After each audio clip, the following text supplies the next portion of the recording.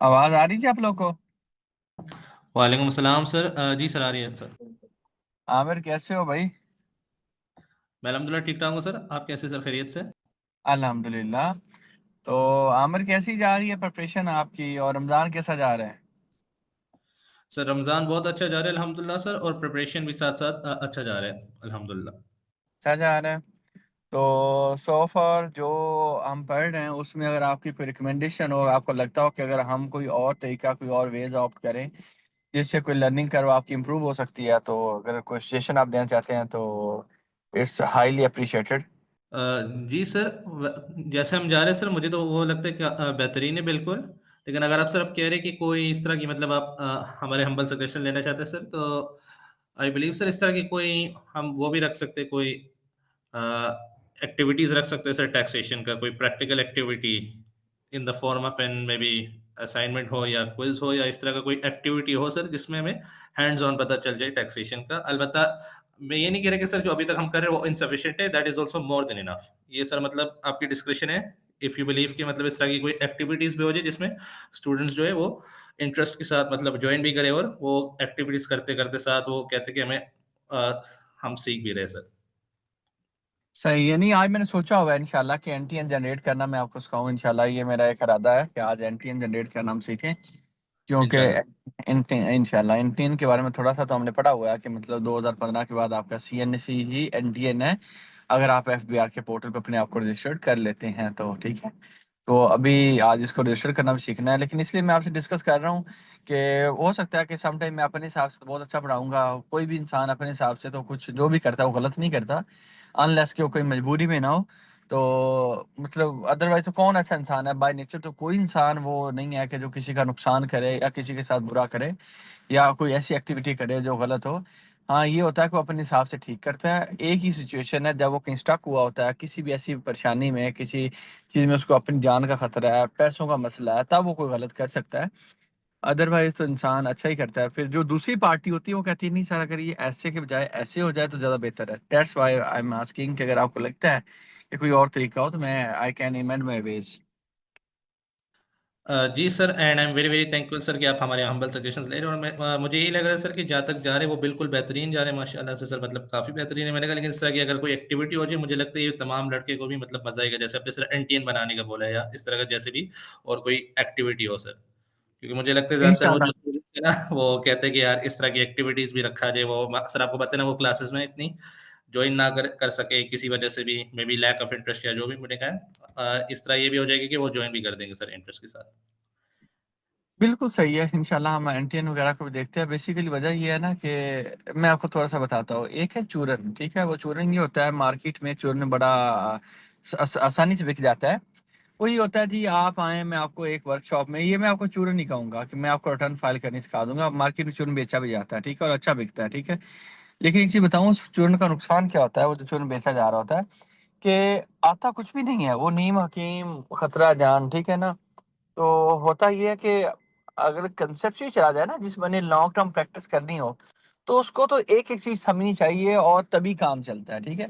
मैं एक मिसाल देता हूँ कि बंदा ये कहे कि वो मैंने एक जगह पे पढ़ा कि आप ना किसी रिक्शे के पीछे और लिखा हुआ था कि आप 20 दिन में अंग्रेजी के मास्टर एक्सपर्ट बनिए, ठीक है ना।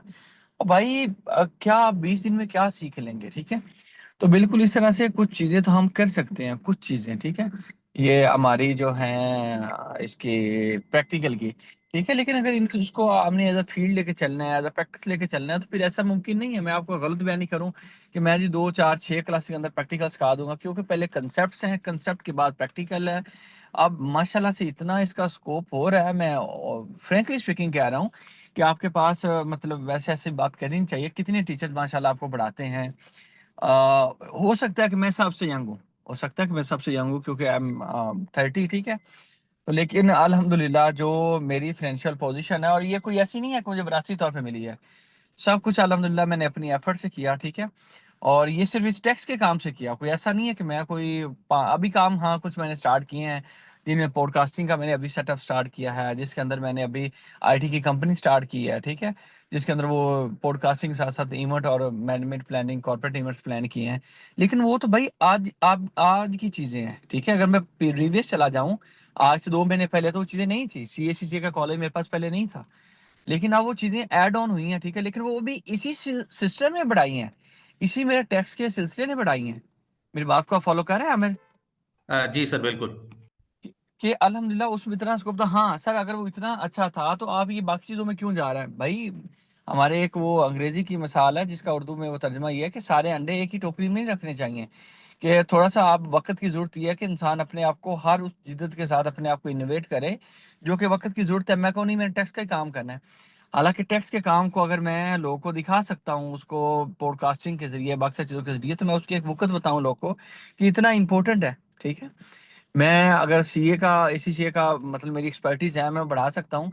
जहाँ पे मैंने सिर्फ़ टैक्स का काम करना है, जब मैं फ्री होऊँगा या नहीं भी होऊँगा, मैं अपनी टीम रख के अगर मैं क काम कर सकता हूँ, तो यही तो अल्लाह ताला ने इंसान को अक़ल दी है कि वो अपनी चीज़ों को इम्प्रूव करे, बेहतर करे हर गुज़रते दिन के साथ। तो इसमें बात करने का मकसद ये है कि मतलब ना आप लोग भी इस फ़ील्ड को एक बहुत अच्छी एक अट्रैक्टिव फ़ील्ड जो कि एक रिवॉर्ड देने वाली फ़ील्ड है, उसके तौर पे ऑप्ट कर सकते हैं। अगर आप उसको ऑप्ट करेंगे, ये मैं नहीं कहता, आप जो बाहर में लोग रहते हैं, जो टैक्स का काम करते हैं, उनका एक एनालिसिस करें, आपको आइडिया हो जाएगा कि मार्केट में माशाल्लाह से कितना इसका स्कोप है, ठीक है? और अभी आगे जो वक़्त आ रहा है, हर चीज़ के साथ एआई इंटीग्रेट हो रहा है। जब एआई इंटीग्रेट हो जाएगा एफबीआर के साथ, जो कभी उन्होंने कुछ किया भी है, उसकी एक मिसाल ये है कि जब पहले हम ये फ़र्ज़ करें कि मैंने 2024 का रिटर्न फ़ाइल किया, मैं एग्ज़ाम्पल के तौर पे कह रहा हूँ, उसमें मैंने ₹100 का टैक्स दिया।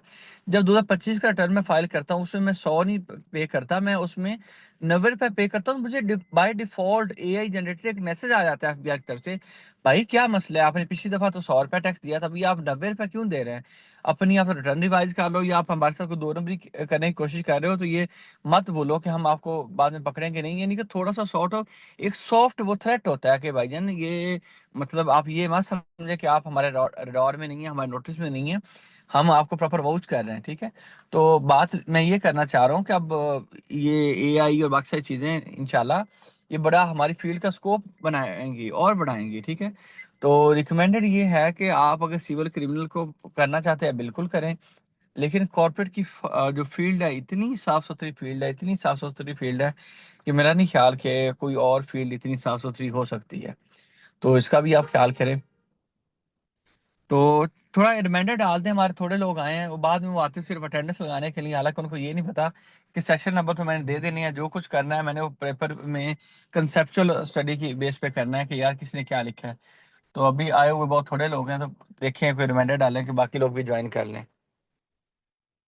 जी सर, बिल्कुल मैं आपके साथ सर 100% एग्री करता हूँ सर इन सारों बातों में। सर मुझे तो मज़ा इसी बात पे आया है कि सर आप कॉन्सेप्चुअली पढ़ा रहे हैं और साथ-साथ मतलब प्रैक्टिकली लेके जा रहे हैं, लेकिन आप हमें कॉन्सेप्ट क्लियर करा रहे हैं पहले कि ये बात है, ये बात है। सर मैं ये भी एप्रिशिएट करता हूँ सर कि आप माशाल्लाह हर सवाल के जवाब आप देते हैं, एक ऑर्गेनाइज़ तरीके से कि आप हैंड रेज़ करो, ये लड़के इस लड़के की पहली सवाल है सर, ये मैं वाक़ई बहुत एप्रिशिएट करता हूँ सर। और नहीं क्या आप ये हमसे सजेशंस भी पूछ रहे हैं सर पढ़ाई के हवाले से सर, बहुत-बहुत नहीं, नहीं, धन्यवाद वो सर। मैं इसलिए चाहता हूँ ना कि यार देखो अगर आप कोई ऐसा तरीका बताते हो, इम्प्रूवमेंट बताते हो, तो क्यों ना मैं अपने आप को इम्प्रूव करूँ आप लोगों के लिए जिनको मैं बढ़ा रहा हूँ, ठीक है? और ये इसमें कोई छोटे-बड़े होने वाली बात नहीं है कि यार अच्छा मैं पूछूँगा, स्टूडेंट कहेंगे अच्छा इसको बढ़ाना नहीं आता। नहीं यार, वो तो छोटे ज़हन के लोग होते हैं, जो ऐसा सोचते हैं। छोटे ज़हन के लोग ऐसा सोच सकते हैं कि यार इसको वो बढ़ाना नहीं आता तभी पूछ रहा है। भाई मैं तो आप लोगों को बढ़ाने के लिए आया हूँ, तो मैं क्यों ना बेहतर से बेहतरीन बढ़ाऊँ? जी sir and I really appreciate it sir, जज़ाकल्लाह, thank you so much. Thank you, thank you, thank you. अच्छा जी, तो रिमाइंडर डालें यार बाकी लोग भी जॉइन करें क्योंकि थोड़े लोग आए हुए हैं। लिंक थोड़ा लेट शेयर हुआ, लेकिन फिर भी जॉइन तो किया जा सकता है। आप थोड़ा रिमाइंडर डालें। जी सर, मैं बता देता हूँ सीआर साहब को। जी, जी। बिस्मिल्लाह खान कहाँ से हो भाई? बिस्मिल्लाह, केपी कैसे हो? नहीं सर, सिंस हूँ मैं। कहाँ से? सिंध से हो? जी जी सर। नाम से तो मुझे लगा सर केपी कैसे हो? नहीं सर, सिंस से हूँ मैं। किस सेक्शन से हो? Section C sir. अच्छा, सेक्शन सी सराज वाला। जी सर। ठीक हो गया। तो कैसा क्लैरिटी जा रही है? कैसी चीजें समझ आ रही हैं? जी सर, अल्हम्दुलिल्लाह समझ आ रही हैं सर। अच्छा पढ़ा रहे हैं आप और एक बोरिंग तो पॉजिटिव। नहीं लग रहा? नहीं नहीं सर, बिल्कुल भी नहीं। बोरिंग समझना नहीं है। अगर आप कहेंगे तो वो हम इसको बड़ा अच्छे तरीके से कहानियों में भी डाल सकता हूँ मैं आप लोग को, लेकिन मैं कहानियों में लेके नहीं जाना चाहता, ठीक है ना? मैं चाहता हूँ जी, कि जी एक सर। कंसेप्ट हो ताकि मेरा ज़मीर भी मुतमिन हो और मैं बढ़ा के आ रहा हूँ, ठीक है ना? जी सर, बिल्कुल, और हम मुतमईन हैं सर, और बाकी इंशाल्लाह अच्छा रहेगा। चलें इंशाल्लाह। जी हाँ सर। जी, ज़ुल्करनैन भट्टी साहब, क्या हालात व वाक़या चाह रहे हैं आपके? सर अल्हम्दुलिल्लाह, आप सुनाएं सर। शुक्र अल्हम्दुलिल्लाह। कहाँ से हो भाई, किस शहर से? सर सिंध से हूँ, खैरपुर सिंध। अच्छा, खैरपुर गोटकी हैं। जी जी सर। खैरपुर में वो मैं गया था, वो कौन सा रोड था वहाँ पे जहाँ पे वो शेख खुर्शीद शाह का वो डेरा वेरा भी था, वो पीछे। खैर हम आगे खैरपुर में प्रोजेक्ट थे 3-4, उसके मैं अच्छा। ऑडिट पे गया था। हाँ, बैक जी इन जी। 2019। अच्छा। तो वहाँ पे उन्होंने कहा काम आप लोगों ने नहीं करना। वहाँ पे जो साहब थे, एक सिंधी भाई थे, उन्होंने कहा जी आपको डेली का हम 250 लीटर पेट्रोल देते हैं, आप यहाँ पे घुमा फिरा करें। तो हम उनसे पेट्रोल भी लेते थे और घूमते फिरते भी थे, लेकिन काम भी करते थे। एंड पे वो उन्होंने हमें फिर वो पेड़े शेड़े भी दिए जो आपके गोटकी वाले थे। जी जी सर। हाँ, अच्छा ठीक हो गया। अच्छा जी, शेर खान आप कहाँ से हैं? सेक्शन 20 से हैं। अच्छा अच्छा भाई, इनमें से कोई ऐसा बंदा तो नहीं है जिसने वो आईडी उससे ना ज्वाइन किया हो? ये कोई भी ऐसा सिंगल आदमी जिसने वो यूनिवर्सिटी की आईडी से ज्वाइन ना किया हो? कुछ लोग मस्ती करते हैं तो वो फिर उसके ऊपर एक हम चेक एंड बैलेंस रख सकें, उसकी वजह ये है। आवाज तो क्लियर है ना आप लोग को? जी जी सर, आवाज आ रही है। जी जी सर। सर। अच्छा जी, बराए करम जिस बंदे ने आईडी से नहीं ज्वाइन किया हुआ वो ज्वाइन कर लें, अदरवाइज मैं रिमूव कर दूंगा, आपको अच्छा लगे या बुरा लगे। मेरा ख्याल है कुछ लोग हैं जिनका साथ सेक्शन और साथ लिखी हुई नहीं आ रही। अब बड़े सारे लोग का सेक्शन नाम सारा कुछ लिखा हुआ आ रहा है, जिनके नहीं आ रहे या तो नाम अपने को सेट कर लें या फिर यूनिवर्सिटी की आईडी से आ जाएं। रेस आप भी अपना नाम वगैरह सेट करें सेक्शन के साथ। मुबशर मीर साहब आप भी। उसके अलावा अच्छा, बाकी माशाल्लाह अच्छे बच्चे हैं, सबने सही किया हुआ है। ठीक है, बाकी सब लोग सही कर लें, ठीक है। ये जो 2-3 लोग हैं, चलें जी, बिस्मिल्लाहिर्रहमानिर्रहीम, एक दफा दुरूद शरीफ पढ़ें। सुदेश साहब ने मैसेज किया था सर, पिछला लेक्चर अपडेट नहीं हुआ, तो जी सर। आपको बताता चलूं, ये बाकी भी आपके साहबान ने किया था, ठीक है। ये जो आप कहते हैं नहीं जी वो उन लोगों ने पढ़ना है, आपको पता है कि 11 लोगों ने उस लेक्चर को व्यू किया और उसमें से 11 लोगों ने उस लेक्चर को, 11 ने टोटल मिला के सुना है ना, वो 1 घंटा और 0.6 मल्टीप्लाइड बाय 60, 36 मिनट, 1 घंटा 36 मिनट सुना गया टोटल। मैं वैसे बता रहा हूँ आपको, ठीक है। जो आप कह रहे थे सर जो है ना वो बच्चे बड़े सीरियस होते हैं। अब हर दफा तो लिंक नहीं प्रोवाइड करना ना, लिंक उसके अंदर जब दे दिया है, बता दिया कि यहाँ पे होगा।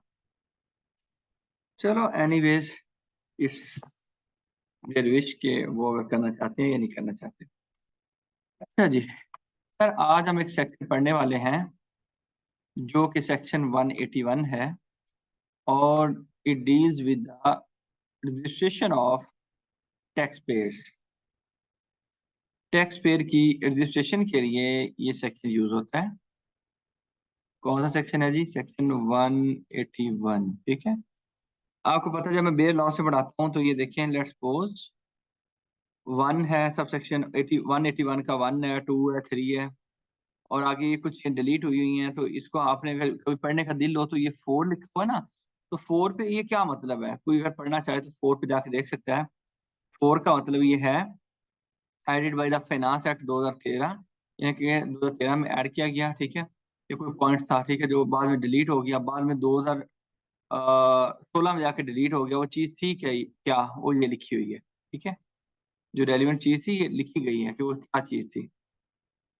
खैर, अब इस पॉइंट को भी उठा लेते हैं। मैं सर आज आपको एंटीएन के बारे में बताऊंगा। किसके बारे में? एंटीएन के बारे में, ठीक है। पहले हम थोड़ा सा थ्योरी को पढ़ते हैं, फिर एंटीएन बनाने को भी सीखते हैं और एंटीएन के बारे में भी समझते हैं, ठीक है। सबसे पहले टैक्स पे रजिस्ट्रेशन, यानी कि जो बंदा रिटर्न फाइल करता है या जिसने रिटर्न फाइल करनी होती है, टैक्स देता है, इनको टैक्स पेयर कहा जाता है। टैक्स पेयर की बात करें वैसे, टैक्स पेयर, ठीक है, तो टैक्स पेयर से मुराद है इंडिविजुअल भी इससे मुराद है फर्म या पार्टनरशिप भी, इससे मुराद है कंपनी भी, ठीक है। इन सब लोग को मिला के टैक्स पेयर बोला जाता है। लेकिन यहाँ पे लिखा हुआ है टैक्स पेयर रजिस्ट्रेशन। सर ये सेक्शन किसके लिए है? क्या ये इंडिविजुअल के लिए है, क्या फर्म या पार्टनरशिप के लिए है, क्या ये कंपनी के लिए है, या सब के लिए है? सर एक बात याद रखिएगा, ये सेक्शन 181 इंडिविजुअल की रजिस्ट्रेशन के लिए। सर अगर ये इंडिविजुअल की रजिस्ट्रेशन के लिए है तो ये जो बाकी हैं फर्म है या कंपनियां, ये कैसे रजिस्टर्ड होते हैं?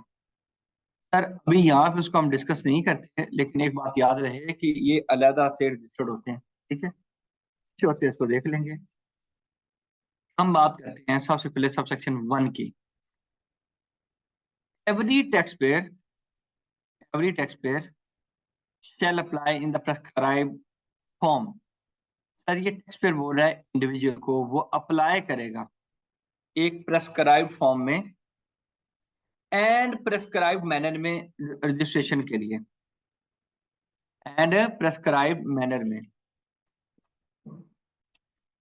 सर जब हमने prescribed form and prescribed manner की बात की, इसकी prescribed form and prescribed manner की बात की, तो इसके लिए सर अब हम चलते हैं रूल नंबर 79 एंड 80 के ऊपर। जब हम रूल नंबर 80 के ऊपर गए, उसने कहा प्रेस्क्राइब्ड फॉर्म होगा, तो वो फॉर्म के अंदर इंफॉर्मेशन क्या क्या होगी, फॉर्म भी आपको दिखाता हूँ।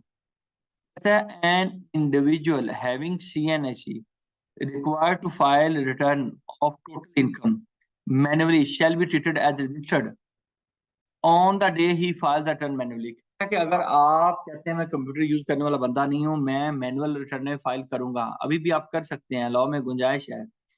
कहता है जिस दिन आप जाके रिटर्न फाइल करेंगे उस दिन से आप FBR के साथ रजिस्टर्ड हो गए हैं। मैंने कहा ठीक है।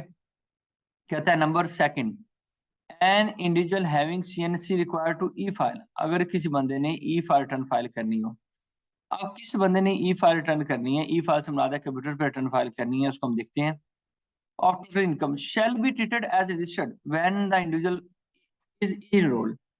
अब यहाँ पे उसने ये नहीं कहा अगर आप रिटर्न फाइल करेंगे, उसने कहा जिस दिन आप एनरोल हो जाएंगे। मैं सर थोड़ा सा आपको बता दूं कि दो कंसेप्ट हैं बगैर परेशानी के। पहली बात है फाइलिंग। फाइलिंग यानी कि रिटर्न फाइल करना, एक होता है मैनुअल रिटर्न फाइल करना और एक है E फाइलिंग। अगर आप मैनुअल रिटर्न फाइल करते हैं तो आपको किस दिन से रजिस्टर्ड माना जाएगा? The date you file the ITR income tax return file करो। नंबर सेकंड, E फाइलिंग के लिए कहता है the date you get your self registered with the FBR, या इसको उसने रजिस्टर्ड कहा है E-एनरोल। अल्हम्दुलिल्लाह। सर अब ये रिटर्न फाइल भी बंदा कर सकता है मैनुअल, ठीक है, लेकिन याद रखिएगा कि मैनुअल वो फाइल करेगा जिसके लिए ऑनलाइन फाइलिंग की रिक्वायरमेंट नहीं होगी। सर ऑनलाइन फाइलिंग करना किस बंदे के लिए जरूरी है? कौन बंदा लाजमन ऑनलाइन फाइलिंग करेगा? इसको हम डिस्कस करते हैं, पढ़िएगा। Where salary income for the tax year is 500,000। जब आपकी सैलरी इनकम 5 लाख रुपए या उससे ज्यादा हो, द टैक्स पेयर शैल लाजमन file return of income electronic, लाजमी तौर पे इलेक्ट्रॉनिकली फाइल करेगा in the prescribed form and it shall be accommodated. कहता है सर जी उसने रिटर्न को ऑनलाइन फाइल करना है जब आपकी सैलरी की इनकम 5 लाख हो, ठीक है। इसके अलावा बिजनेस वाले लोग भी अपनी रिटर्न को, जिनकी इनकम 5 लाख होती है, ठीक है, वो लॉ में स्पेसिफिकली मेंशन नहीं है, लेकिन जब हम ये मानते हैं जब सैलरी वाले को बख्शिश नहीं है 5 लाख तक, तो बाकी लोग की बख्शिश नहीं है, ठीक है। ये तो यहाँ पे खैर बाकी डेट्स आ रही हैं। इसका मतलब ये हुआ कि भाईजान आपने फाइलिंग लाजमी तौर पे शेल और 5 लाख और मोर सैलरी या बाकी सोर्स ऑफ इनकम, तो आपने E फाइलिंग ही करनी है, ठीक है। इससे लेस इनकम हो तो you can opt manual filing. ठीक है जी। अब sir, tax payer shall apply करेगा in the prescribed form. Sir जब हम एफबीआर को एप्लीकेशन देते होते हैं तो आप इल्म में होगा कि एफबीआर जो है उनका जो पोर्टल है वो कौन सा है?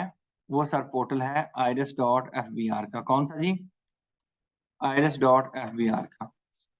इस पोर्टल पे जब हम जाते हैं तो सबसे पहले आपने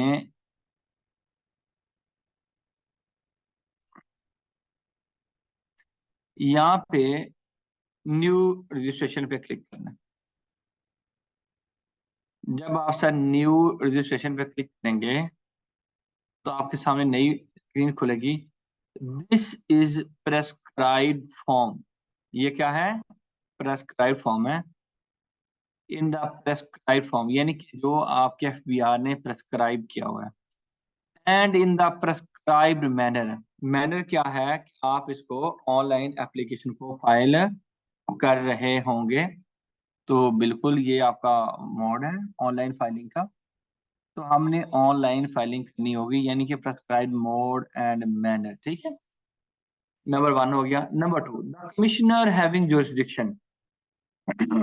अब एफबीआर के अंदर भी असिस्टेंट कमिश्नर, डिप्टी कमिश्नर, बाकी उससे पहले हम एक और वर्ड समझते हैं, income tax authorities. Income tax authorities को समझने के लिए हम 207 के ऊपर चलते हैं।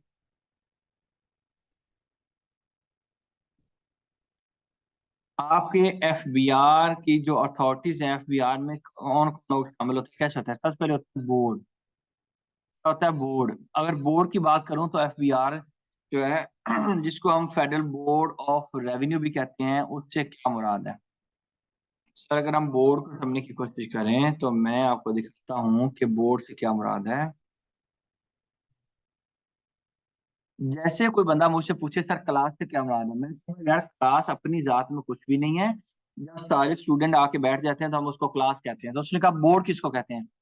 मैंने कहा कि आपके ऑपरेशनल मेंबर जो कि 2 होते हैं। ठीक है, यानी कि member IR operation, member custom operation, फिर मेंबर पॉलिसी, फिर मेंबर फंक्शनल, फिर सपोर्ट मेंबर, फिर 19 डायरेक्टर जनरल। इन सब को मिला लिया जाए, सबको मिला के इसके ऊपर चेयरमैन को बैठा दिया जाए तो इन सब का नाम क्या है? आपका बोर्ड। ठीक है, इस टोटल का नाम उसने कहा बोर्ड है। ठीक है, तो नंबर 1 पे उसने कहा कानून में बोर्ड होता है एफबीआर का। फिर वो आपके डिफरेंट फंक्शनरीज आ जाते हैं, उसमें आपका चीफ कमिश्नर आएगा, फिर कमिश्नर होते हैं, फिर कमिश्नर अपील्स होता है। ठीक है, एडिशनल कमिश्नर होता है, डिप्टी कमिश्नर होते हैं एफबीआर के अंदर। फिर असिस्टेंट कमिश्नर होते हैं, स्पेशल ऑडिट पैनल होता है, इनलैंड रेवेन्यू ऑफिसर्स होते हैं, इनलैंड रेवेन्यू ऑडिट ऑफिसर्स होते हैं, डिस्ट्रिक्ट टैक्सेशन ऑफिसर्स होते हैं, असिस्टेंट डायरेक्टर ऑडिट होते हैं, सुपरिटेंडेंट इनलैंड रेवेन्यू होते हैं, इंस्पेक्टर इनलैंड रेवेन्यू होते हैं, and inland revenue auditor inland revenue होते हैं। ये आपकी अथॉरिटीज इनको कहा था, इनकम टैक्स अथॉरिटीज। क्या बोला था? Income tax authorities. उसने कहा सर इनकम टैक्स अथॉरिटीज होंगी, उसमें कह रहा है ये सेक्शन 207 का डिस्कस है कि अथॉरिटी से क्या मुराद है, इनकम टैक्स की कौन कौन सी अथॉरिटीज हैं। कहता है कि यहाँ पे एक साहब होते हैं, उनका नाम होता है कमिश्नर। क्या नाम होता है जी? उनका नाम होता है कमिश्नर, ये वाले साहब। इनके बारे में क्या कहता है इस कमिश्नर साहब के बारे में? जो पॉइंट नंबर सी वाला है, ये बोलता है sir the commissioner having jurisdiction. Sir commissioner की जुरिसडिक्शन होती है, यस, जो इस्लामाबाद एफबीआर के अंदर ऑफिस बैठा होगा तो इस्लामाबाद के जितने भी मैटर्स होंगे रजिस्ट्रेशन के, वो इस्लामाबाद में बैठा हुआ कमिश्नर देखेगा। जो रावलपिंडी का होगा वो रावलपिंडी के केसेस देखेगा, जो लाहौर का होगा लाहौर के केसेस देखेगा। तो हर कमिश्नर की अपनी जुरिसडिक्शन होती है एरिया वाइज। वो कहता है कि उस किसी बंदे को रजिस्टर करना हो तो उसका मैटर वो देख रहा होता है। हालांकि प्रैक्टिकली या वो नहीं देखता, वो कंप्यूटर देख रहा होता है, लेकिन लॉ में कमिश्नर की पावर है रजिस्ट्रेशन के मैटर को देखने की। ये पॉइंट नंबर 7 कहता है और सेकंड कहता है the commissioner having jurisdiction over a case where necessitated by the fact of the case may also register a taxpayer in the prescribed manner। और वो चाहे तो खुद से भी किसी बंदे को रजिस्टर कर सकता है जहाँ पे उसको जरूरी लगे। एक तो हम एप्लीकेशन देकर उससे रजिस्टर कराएंगे और जहाँ पे उसको लगेगा वो रजिस्टर्ड अपने आप को कर सकता है, ठीक है, और अपने आप को नहीं किसी बंदे को कर सकता है, किसी टैक्स पेयर को कर सकता है। फिर कहता है इसके लिए आपको बताऊं कि टैक्स पेयर की रजिस्ट्रेशन को रेगुलेट किया जाता है रूल्स के जरिए। भाईजान ये देख लें, रूल्स के जरिए ही रेगुलेट किया जा रहा है। क्या क्या चीजें उससे ली जाएंगी, ये रूल्स के अंदर ही सारा उसका डॉक्यूमेंट लिखे गए हैं। ये चीज होगी, सीएनसी होगा, मोबाइल नंबर होगा, फलानी चीज होगी, फलानी चीज होगी। एक मिनट में इसको बंद कर लूं, सफाई साफ हो गया। वो कहता है भाईजान ये क्या क्या चीजें रिक्वायर्ड होंगी, आप देख लेंगे इसको। रूल नंबर आपका 79, 80A एनरोलमेंट को डिस्कस करते हैं, 80B, ये सारी चीजें कौन कौन सी रिक्वायर्ड होती हैं, ये रूल्स के अंदर डिफाइंड है भाई। तो फिर बात जो समझने वाली हुई कि भाईजान रूल्स के जरिए ही प्रोसीजर मैट्रिक कंट्रोल किया जाता है, वरना यहाँ पे तो लिख दिया है कि रजिस्टर्ड किया जाएगा। अब रजिस्टर्ड करने के लिए क्या क्या डॉक्यूमेंट्स होंगे, क्या क्या चीजें होंगी फाइलिंग की, तो आपके रूल्स के जरिए ही बोर्ड देख रहा है, यानी कि फेडरल बोर्ड ऑफ रेवेन्यू ने रूल्स बनाए हैं उसके लिए। बिल्कुल सही है। 2015 के बाद आपका CNHE ही आपका NTN है। अगर आप क्या है FBR के साथ अपने आप को रजिस्टर्ड करवा लेते हैं तो यानी कि मैंने कहा बताया टैक्स पेयर का क्या मतलब होता है, ये इंडिविजुअल को डील करता है जो 181 है। और इसके बाद मैंने आपको ये बताया कि मैनुअल और ई फाइलिंग का और इनकम टैक्स अथॉरिटीज का आपको बताया। क्या ये बात यहाँ तक क्लियर है जी आप लोग को? जी sir. Yes sir. Yes sir, clear है सर। Yes sir. चलें, अब सर हम देखते हैं इसकी ऑनलाइन रजिस्ट्रेशन को। ऑनलाइन रजिस्ट्रेशन के लिए सबसे पहले आपने गूगल पे आएंगे, यहाँ पे आप irs.fbr लिखेंगे, ठीक है, यहाँ पे आप क्लिक करेंगे तो यहाँ पे जाके न्यू रजिस्टर कर लेंगे। लेकिन मैं अभी नहीं कर रहा, क्यों? मैं आपको एक और जगह पे लेके चलता हूँ। Sir who is required to file ITR, मैं बल्कि आप लोग के साथ इसको पढ़ता हूँ। पहले पढ़ा था हर कंपनी ने रिटर्न फाइल करना होता है, हर पर्सन जिसकी इनकम 6 लाख से ज्यादा होगी उसने रिटर्न फाइल करना होता है, हर NGO ने रिटर्न फाइल करना होता है जिसने FBR से टैक्स माफी की छूट की वो ले रखी है, ठीक है, नहीं भी ले रखी फिर भी रिटर्न फाइल करना होता है, जो NGO होती है, ठीक है। NGO की डेफिनेशन यहाँ पे दी गई है। वो बंदा जिसकी इनकम फाइनल टैक्स होती है उसने रिटर्न को फाइल करना होता है। फाइनल टैक्स क्या अभी इसको नहीं बढ़ाया हुआ। सर यहाँ पे एक पॉइंट लिखा हुआ है, ये आप पढ़िएगा। जिस बंदे ने रिटर्न फाइल करनी होती है, जिस बंदे ने क्या रखा हो, इनमें से एक भी पॉइंट एप्लीकेबल हो। इनमें से क्या लिखा हुआ है, जिस बंदे ने NTN ले लिया उसने रिटर्न फाइल करनी होती है। इसका मतलब ये है कि इनकम हो या ना हो, यानी कि once you get yourself registered with the FBR, you are required to file ITR, income tax return, ठीक है। यहाँ पे लिखा हुआ है सर 114(1)(b)(7), आपको हर साल गोशवारा भरना जरूरी है। either you have income or not, ठीक है, आपको रिटर्न फाइल करना है, बताना जी है तब भी, नहीं है तब भी, ठीक हो गया। अब सर इसकी अगर हम बात करें कि रिटर्न सर फाइल करना सेम हमारे सेक्शन जरूरी, ही कह रहा है कि अगर उसकी इनकम मतलब 6 लाख से ज्यादा है ही नहीं फिर भी वो करेगा रिटर्न फाइल। तो आप बता रहे बोल जी। अब तो असद भाई आपने फिर ये शायद नहीं पढ़ा, आपने ये तो वजह है कि पूरा सेक्शन हमें पढ़ना पड़ेगा। अगर आप इसको पूरे को पढ़ेंगे ना तो कहता है ABC और AC और AB और AE, यहाँ पे उसने कहा आपने रिटर्न फाइल करना है। तो यहाँ पे वो इतना शरीफ आदमी है, उसने कहा अगर कोई बंदा ऊपर वाले किसी पॉइंट से रह गया है तो यानी कि उसके रिटर्न फाइल करना लाजमी नहीं है, तो उसने NTN ले लिया तब भी रिटर्न फाइल करना जरूरी है। यानी कि ऊपर अलहदा है, उनको अलहदा पढ़ना है, इनको अलहदा पढ़ना है। उसमें आप कहें नहीं मेरे तो 6 लाख है नहीं, यहाँ पे वो कह रहा है कि भाईजान ऊपर वाले पॉइंट्स को छोड़ दो, अगर ऊपर वाले पॉइंट्स में किसी वजह से आप बच गए हैं, ये पढ़ो, any person not covered by clause A फलाना फलाना, यानी कि ऊपर वाले किसी क्लॉज के तहत उसके रिटर्न फाइल करना जरूरी नहीं है। असद जी सर, जी सर, क्लियर जी sir, clear.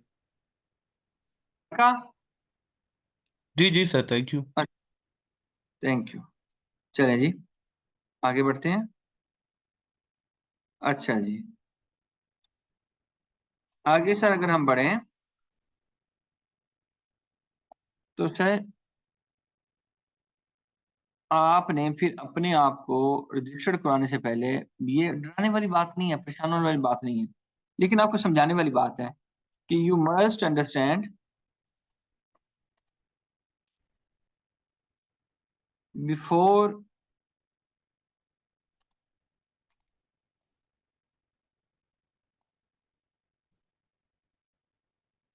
registration of NTN that once you get registered for every year after registration,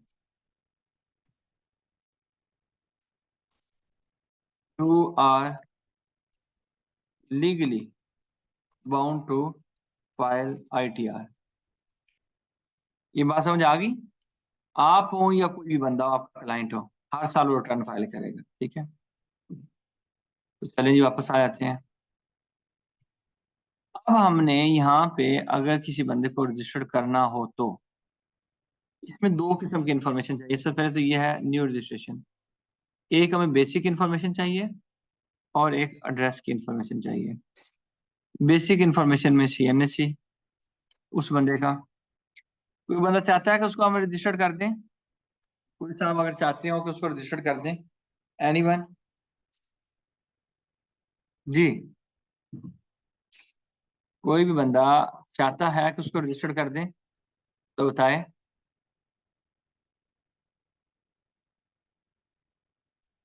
जी, कोई भी नहीं है?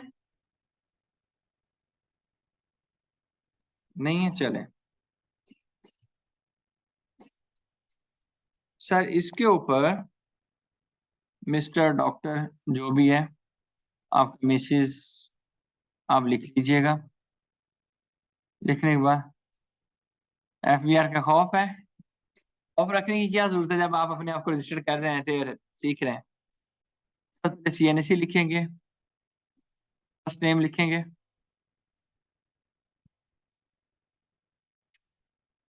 उसके बाद लास्ट नेम लिखेंगे। ठीक है, मिडिल नेम है तो लिख देंगे लेकिन मैंडेटरी नहीं है। और उसके बाद आप अपना जो भी सर्विस प्रोवाइडर है मोबाइल नेटवर्क का उसको मेंशन करेंगे, नंबर को 0092 के साथ लिखेंगे। अच्छा, ईमेल लिखेंगे, कंफर्म ईमेल लिखेंगे। उसके बाद आप एड्रेस पे जाएंगे, आप बताएंगे कि आप इस प्रॉपर्टी पे रहते हैं, वो किस तरह की प्रॉपर्टी है, इस पे कोई आपको नोटिस नहीं आना, ये बस एड्रेस के लिए है, और इससे भी बड़ी बात ये जुरिसडिक्शन के लिए है। यानी कि आप जब यहाँ पे अपना सिटी लिखेंगे, इस सिटी की बेस पे आपका जुरिसडिक्शन बनाया जाएगा। बड़े सारे लोग गलती क्या करते हैं, गलती ये करते हैं कि वो जो ID कार्ड पे एड्रेस होता है, ID कार्ड पर CNSC पे उसको यूज कर लेते हैं। हालांकि जब आप रजिस्टर्ड करते हैं तो आपने एड्रेस ID कार्ड वाला लिखना लाजमी नहीं है। तो फिर कौन सा लाजमी है सर?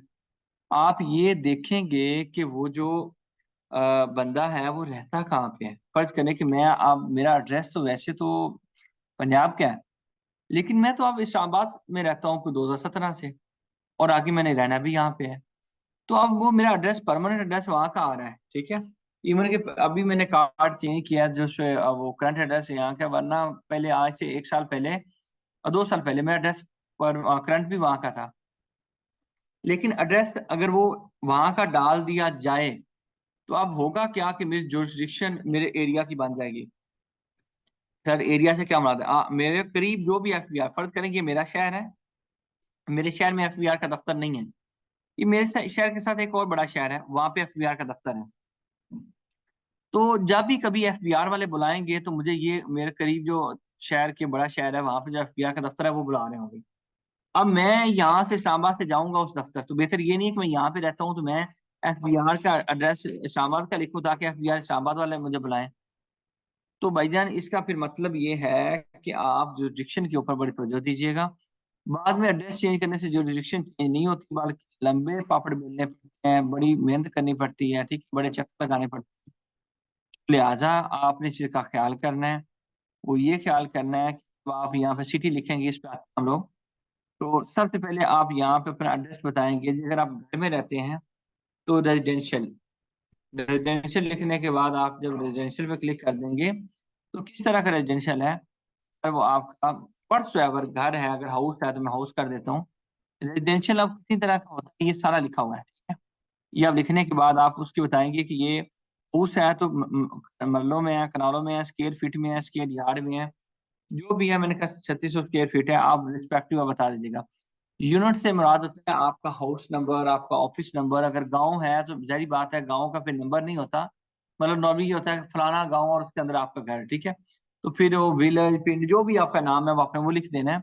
लेकिन नॉर्मली यूनिट से मुराद ये होता है कि आपका फर्ज करें कि या तो ऑफिस नंबर होगा, हाउस नंबर होगा, जो भी आप एड्रेस है जो देने जा रहे हैं। अगर हाउस लिखा है तो जाहिर बात है कि हाउस नंबर होगा, यानी कि जब मैंने यहाँ पे हाउस लिख दिया है तो यहाँ पे हाउस नंबर होगा। नहीं है तो गाँव का नाम लिख दीजिए। यहाँ पे आप अपनी स्ट्रीट लिख दीजिए, कौन सी स्ट्रीट है, ठीक है।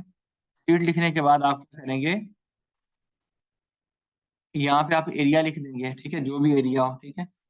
अब वो DHA हो या फिर आपको ब्लू एरिया हो या एनीथिंग, 6 रोड हो, ठीक है, जो भी एरिया बनता है, ठीक है। सिटी में आके ये बहुत इंपॉर्टेंट है, यहाँ पे आपने सर्च करके अपनी सिटी सिलेक्ट करनी है। जो सिटी होगी, सर्च करें कि मैं रावलपिंडी लिखता हूँ, जब मैं रावलपिंडी लिखता हूँ तो आप रावलपिंडी को अंदर अंदर देखिए कितना रावलपिंडी आ रहा है। जो आपका रिस्पेक्टिव बनता है आप लिख लीजिएगा, टेक्सला बनता है, कंटोनमेंट बनता है, स्वावा बनता है। मैं कहता हूँ नहीं यार, मुझे नहीं समझ आ रही कौन सा, तो फिर सिर्फ मैं तो रावलपिंडी लिख दूंगा, ठीक है। उसके बाद यहाँ पे डिस्ट्रिक्ट भी खुद लिखा जाएगा। फिर आपने बताना है कि ये जो आप बता रहे हैं इस जगह के बारे में बताइए कि आप क्या हैं कैपेसिटी में, आप किराएदार हैं या फिर आप मालिक हैं। अगर मालिक हैं तो ऑनर, मालिक नहीं है तो आप बेनामी, लेसी, टेनेंट, इस सेकंड कैटेगरी को ऑप्ट कर देंगे। अब वो बेनामी का सर लॉ में कोई कंसेप्ट नहीं है, बेनामी प्रॉपर्टी आप नहीं रख सकते हैं, लेकिन भाईजान ये इन्होंने लिखा हुआ है, बस लिखा रहने दो। लेकिन आप याद रखें कि ऑनर जो है ये हम सेलेक्ट कर, अगर ऑनर मैं 50% हूँ तो मैं 50% लिख दूंगा, 50% मेरा भाई है, ठीक है, व्हाट्सएवर। फिर आप ये कैप्चा कोड डालिए। कोड डालने के बाद जो ही आप सबमिट करेंगे तो आप एक मोबाइल पे और एक ईमेल पे कोड आएगा। जब वो कोड आएंगे तो यहाँ पे एक मोबाइल लिखा होगा और यहाँ पे लिखा होगा ईमेल। इसके सामने 2 डब्बे बन जाएंगे, उन पे आपने अपने कोड डालने हैं और नीचे फिर आगे नीचे के सबमिट का बटन आ रहा होगा। सबमिट करेंगे तो आपके मोबाइल पे आपका यूजर नेम जो कि आपका CNSE होगा, आपका मोबाइल नंबर, वो पासवर्ड और आपका पिन कोड, ये आपको 3 चीजें मिलेंगी, ईमेल पे भी और मोबाइल पे भी।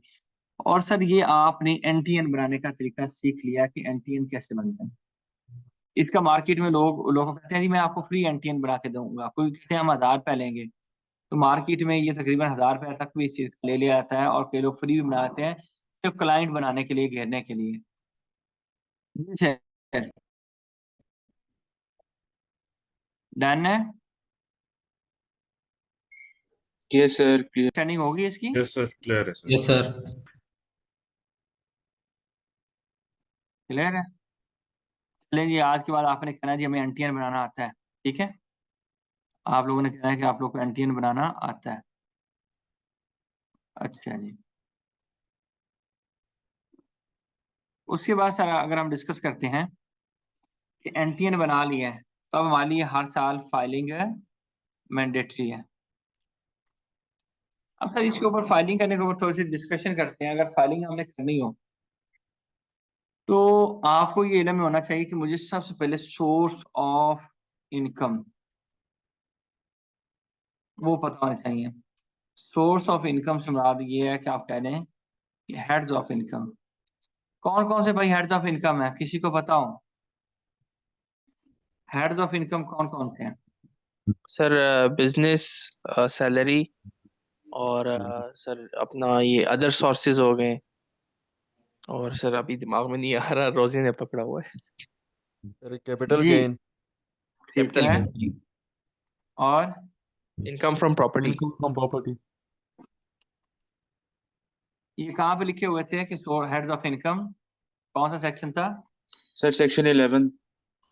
शाबाश। तो यहाँ से इनकम आ सकती है, ठीक है। अब सर आमना उसमें से जो फर्स्ट हेड ऑफ इनकम है, जो कि सैलरी है, कौन सा है? सैलरी है, उसको थोड़ा सा पढ़ने की कोशिश करते हैं, ठीक है। बोर तो नहीं हुए ना? नहीं नहीं सर। नो नहीं सर। सर। चलें जी। सैलरी को समझने के लिए सबसे पहले हमें 3 कंसेप्ट समझना जरूरी है कि कब कहा जाएगा कोई बंदा सैलरी इनकम कमाता है, कब कहा जाएगा कोई बंदा क्या कहता है, सैलरी इनकम कमाता है। उसके लिए सर आपको पता होना चाहिए सबसे पहले एम्प्लॉय का, उसके बाद एम्प्लॉयर का, और उसके बाद इन दोनों के दरमियान जो रिश्ता है एम्प्लॉयमेंट का, उसके बारे में। एम्प्लॉय क्या होता है? वो बंदा, वो इंसान, वो इंडिविजुअल जो नौकरी करता है उसको एम्प्लॉय कहते हैं। वो बंदा जो किसी बंदे को इंगेज करता है किसी काम के लिए, उसको एम्प्लॉयर कहते हैं। ये मैं नहीं कह रहा, ये सेक्शन 2 आपकी clause 20 of income tax ordinance 2001 कह रहा है। फिर आप सेक्शन 22 सेक्शन 2 क्लॉज 22 बताता है इनके दरमियान रिश्ते को जो एम्प्लॉयमेंट कहते हैं। अब ये कहानियां सुनानी शुरू हो गया। कहता है कि आप किसी कंपनी में मैनेजमेंट की पोजीशन पे बैठते हैं और आपको, या फिर डायरेक्टर की पोजीशन पे बैठा दिया जाता है और आपको परमानेंट मुआवजा दिया जाए, ठीक है।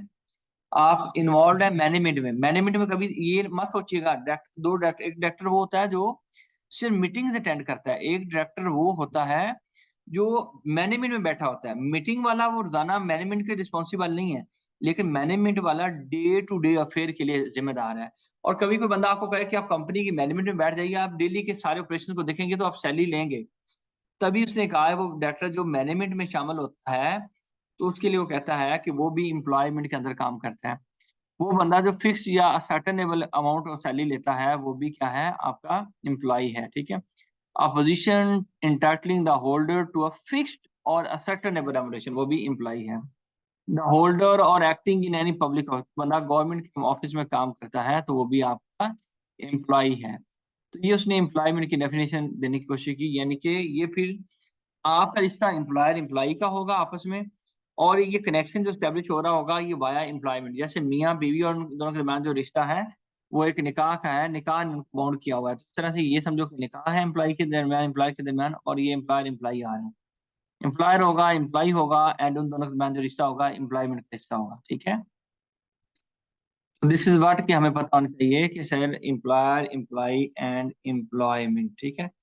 तो ये 3 कंसेप्ट हमें पता होने चाहिए, सेक्शन 2 क्लॉज 20, 21 एंड 22, ठीक हो गया। उसके बाद सर जो अगला कंसेप्ट है जो आपको पता होना चाहिए वो भी बहुत अहम है, वो है सोर्स। मैंने आपको ये तो बताया कि हेड्स ऑफ इनकम के बारे में। आप हेड्स ऑफ इनकम के बाद हम थोड़ा सा इसको डिफरेंट करके पढ़ते हैं। सोर्स ऑफ सैलरी, सोर्स 2 तरह का हो सकता है। सैलरी आपको पाकिस्तान कब माना जाएगा कि पाकिस्तान से मिल रही है, कब माना जाए बाहर से मिल रही है। पाकिस्तान से कब मिलती है, बाहर से कब मिलती है, इसके लिए उसने हमें एग्जांपल्स दिए हैं। सबसे पहले तो ये समझो कि पाकिस्तान से सैलरी कब माना जाएगा कि पाकिस्तान से मिल रही है। An employee's salary income where received is taxed in Pakistan, wherever received is taxed in Pakistan to the extent it relates to the employment exercise in Pakistan. Employment exercise Pakistan में हो तो पाकिस्तान सोर्स इनकम है। Employment exercise Pakistan में होने से मुराद ये है कि आप पाकिस्तान में बैठे हुए काम करें, आप पाकिस्तान में काम करें, सैलरी आपको दुबई के अकाउंट में दी जाए और दुबई में ही आपका अकाउंट है, काम आप पाकिस्तान में करते हैं, तो वो फॉरेन सोर्स सैलरी नहीं है, वो पाकिस्तान सोर्स सैलरी है। क्यों? क्योंकि एम्प्लॉयमेंट एक्सरसाइज होने से मुराद ये है कि जो आप सर्विस देते हैं वो पाकिस्तान में देते हैं। दूसरी बात, अगर कोई गवर्नमेंट का एम्प्लॉय हो और पाकिस्तान से बाहर काम करता हो, हालांकि एम्प्लॉयमेंट एक्सरसाइज पाकिस्तान से बाहर हो रही है, इवन देन वो पाकिस्तान सोर्स इनकम मानी जाएगी। ये लॉ के अंदर लिखा हुआ है। ये क्या लिखा हुआ है? लॉ के अंदर लिख दिया गया है कि भाईजान उसको भी आपने क्या मानना है, आपने उसको पाकिस्तान सोर्स इनकम मानना है, ठीक है। तो इसका मतलब ये हुआ कि ये एग्जाम्पल पढ़े जी, एग्जाम्पल नंबर, ये 2 एग्जाम्पल पढ़े, ये गवर्नमेंट वाले भी और ये भी। पढ़ो सर।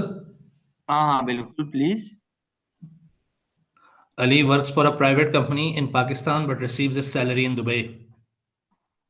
ठीक है, Ali's salary is taxed in Pakistan because his work is done in Pakistan. शाबाश। Pakistan government employee. Sarah works for the Pakistan government and is posted in Canada. ठीक है, Sarah's salary is taxed in Pakistan even though she works in Canada. तो क्या समझ आई फिर आपको? Sir ये समझ आया सर कि जो प्राइवेट सेक्टर एम्प्लॉई है वो क्या कहते हैं, बेशक उसकी सैलरी बाहर से मिल रहा है, लेकिन अगर वो काम करे पाकिस्तानी कंपनी में, पाकिस्तान में जो है, ठीक है, तो उसकी वहाँ ही पाकिस्तान में ही टैक्स होगा क्योंकि उसका काम पाकिस्तान में ही हो रहा। और दूसरा सर, अगर कोई पाकिस्तान गवर्नमेंट के लिए काम कर रहे और बाहर है, कनाडा में या कहीं भी है, क्योंकि पाकिस्तान से ही सैलरी मिल रहा है, तो वो पाकिस्तान वही income tax ordinance Pakistan salary ही कंसिडर किया जाएगा, उस तरीके से ही टैक्स किया जाएगा सर। शाबाश शाबाश। ये सर किस बात लिखी हुई सेक्शन 101 में? ये बात कहाँ पे लिखी हुई है? सेक्शन 101 में। क्या आप बाकी सब साहबान को पाकिस्तान सोर्स इनकम, इसके अलावा कोई भी इनकम सैलरी इनकम आए, आप काम पाकिस्तान से बाहर करते हैं तो फॉरेन सोर्स सैलरी है, ठीक है, भले वो पाकिस्तान में मिले लेकिन वो फॉरेन सोर्स सैलरी ही मानी जाएगी। आप काम कहाँ पे कर रहे हैं, ठीक है। आपने बाकियों में काम के केस को देखना है और पाकिस्तान सोर्स में ये 2 स्पेशल सिनेरियो हैं जिनका आपने ख्याल रखना है कि इसमें 2 सिनेरियो हैं, एक एम्प्लॉयमेंट एक्सरसाइज इन पाकिस्तान और दूसरा गवर्नमेंट का पब्लिक सेक्टर ऑफिसर जो है। Done? Yes sir. Yes sir. चलो चलो आपको थोड़ा सा परेशान करने के लिए एक और काम करता हूँ। एग्जाम्पल पढ़िएगा जी जो आपके सामने रखे हैं। जी sir. Ali, a Pakistani citizen, is employed by a multinational company with operations in both Pakistan and the UAE. His total annual salary is PKR 2.4 million. He spends 6 months working in the company's Karachi office and the remaining 6 months in Dubai. His salary is deposited into his Pakistani bank account. Meanwhile, Ahmed, the Pakistani government employee, is posted to the Pakistani embassy in London. His salary is paid by the government of Pakistan into his local bank in the UK. Questions. How much of Ali's salary will be considered Pakistan-sourced income and taxable in Pakistan? Will Ahmed's salary be taxable in Pakistan? Explain why or why not. अब ये कुछ जाति वाली बात तो नहीं है ना? अगर आपको थ्योरी आती है तो ये आप आंसर कर लेंगे, अगर सिर्फ थ्योरी का सवाल आएगा तब भी आप आंसर कर लेंगे। क्या ख्याल है?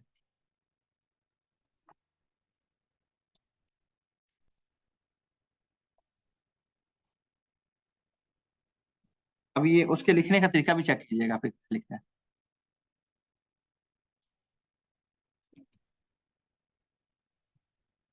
ये पढ़िएगा, Ali works for a multinational company, पढ़िएगा आमिर। जी sir. Suggested answer: Pakistan source salary. Taxability of Ali's salary. Ali works for a multinational company and spends 6 months working in Pakistan and 6 months in Dubai. According to Pakistan's tax law, salary related to services performed in Pakistan is considered Pakistan source income and is taxable in Pakistan. Salary related to services performed outside Pakistan, Dubai, is not Pakistan sourced income and is not taxable in Pakistan. Since Ali's total salary is 2.4 million rupees and he works 6 months in Pakistan, the portion of salary attributable to his work in Pakistan is 6/12 into 2.4 million equal to 1.2 million. Taxable in Pakistan is 1.2 million rupees. Exempt from tax in Pakistan is 1.2 million rupees, which is earned in Dubai. ये थोड़ा सा इसने और extra बातें करें जो फजूल हैं, ये मैं जितनी मुझे नॉलेज है मतलब मैं उस एतबार से कह रहा हूँ। आपके एतबार से तो यही होगा कि एग्जाम्प्ट है, लेकिन ये एग्जाम्प्ट भी नहीं होती, इसके बारे में हम फिर कभी डिस्कस करेंगे। बस मेरी यही कोशिश होगी कि आप ये बता पाएं कि सर आधी सैलरी पाकिस्तान सोर्स इनकम है और आधी सैलरी फॉरेन सोर्स इनकम है। मेरी बात को फॉलो कर रहे हैं? जी सर, बिल्कुल। अब सेकंड क्वेश्चन, वो सेकंड आंसर पढ़े। Taxability of Ahmed's salary. Ahmed is a Pakistani government employee working at the Pakistani embassy in London. Pakistan's tax law states that salary received by a Pakistani government employee is taxable in Pakistan, regardless of whether the employment is exercised in Pakistan or abroad. Even though his salary is deposited in a UK bank account, it remains taxable in Pakistan. Taxable in Pakistan full salary, thus Ahmed must report his entire government salary as taxable income in Pakistan. जी sir, clear हुआ? जी sir, बिल्कुल clear हुआ। Sir मतलब कि private person के लिए ये ज़रूरी है कि जो एम्प्लॉयमेंट है वो एक्सरसाइज हुई होगी उसी कंट्री में, मतलब जिसके बिल्कुल। लिए हम उसको कंसिडर कर रहे हैं मतलब पाकिस्तान बेस्ड एम्प्लॉयमेंट है, तो प्राइवेट बंदे शाबाश। के लिए यही होगा कि उसने एम्प्लॉयमेंट वहीं पे एक्सरसाइज होगी, जबकि ये सेम कंडीशन पब्लिक सर्वेंट के लिए नहीं है। बिल्कुल सही है, बिल्कुल सही है, एग्री। सर मतलब ये देखा जाएगा सर, मतलब जो सबसे बिगेस्ट फैक्टर है वो ये है कि in connection with Pakistani employment and Pakistani income उसे मिल रहा है कि वो मतलब पाकिस्तान में कई फर्म के लिए है या पाकिस्तान में मिलने से ज्यादा किया कि वो काम कहाँ पे कर रहे हैं, काम कहाँ पे कर रहे हैं। Yes sir. उसमें एक्सेप्शन बस वो गवर्नमेंट के मुलाजम वाली है। जी सर, बिल्कुल। ठीक है, चलो जी, अगला ही एक और अहम बात, salary is taxable on receipt basis. ठीक है, that is any salary received by an employee in a tax year shall be charged to tax. वो कहता है सैलरी हमेशा रिसीव्ड बेसिस पे टैक्स देना होता है। अब कब माना जाएगा सैलरी मिल गई है? जब उस बंदे को मिल जाए या उस बंदे के बिहाफ पे कहीं और पे दे दी जाए किसी कानून के तहत। मैं एक मिसाल देता हूँ, मुझे सैलरी मिलनी थी, वो एफबीआर वाले आए यहाँ पे दफ्तर में, उन्होंने कहा भाईजान ये हमारा टैक्स चोर है, इसके पैसे हमें दे दो, तो तब भी माना जाएगा मुझे सैलरी मिल गई है।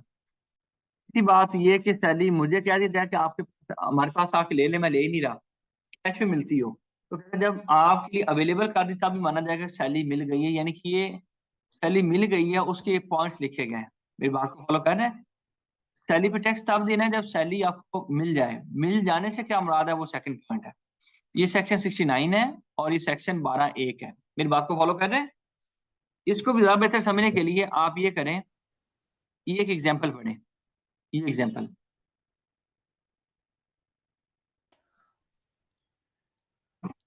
प्लीज स्टडी कीजिए।